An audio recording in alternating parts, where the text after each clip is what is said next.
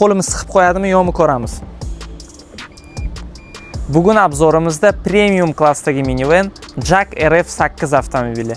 Birinchi bo'lib avtomobilimizni tashqi ko'rinishidan boshlaymiz. Avtomobilning dizayni premium, svetodiod LED optika bilan jihozlangan va diskalarimiz alyuminiy quyma diskalar. Avtomobil eshiklari beskluchovoy dostup bilan jihozlangan va elektroprivoddan bor. Qo'limiz siqib qo'yadimi, yo'qmi ko'ramiz.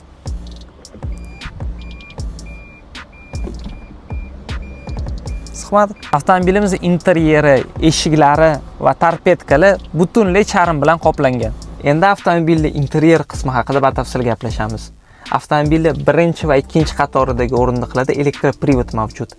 Haydovchida multi rul, bu ham charm bilan qoplangan. Ikkita ekran mavjud. Birinchisi uskunalar paneli va ikkinchisi bu multimedia tizimi.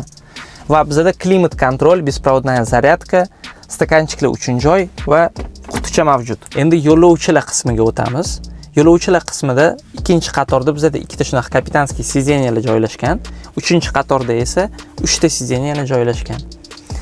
Kapitanskiy sidenyada bizda elektroprivod bor, atamankalar bilan birga va oldinga orqaga suyanishi. Qo'shimchasiga bizda podlokotniklar ham bor sidenyalarda. Yo'lovchilar uchun yana bitta qulaylik bu tushayotganda va chiqayotganda shu ruchkalar bo'ladi va eshikni ochib yopish uchun bizda ikkita funksiya bor. Birinchisi bu mana shu ikkita knopka va eshikdagi ruchka orqali avtomatik eshik ochsa bo'ladi. Ikkinchi qatordagi yo'lovchilar uchun yana bitta katta qulaylik bu yana bitta zaryadka 120 vatli. Ikkita stakanchiklar uchun joy va alohida kichkinagina quticha. Har bitta kapitanskiy sidenyada bizda USB zaryadka bor, 66 vatli va telefon qo'yish uchun joylar.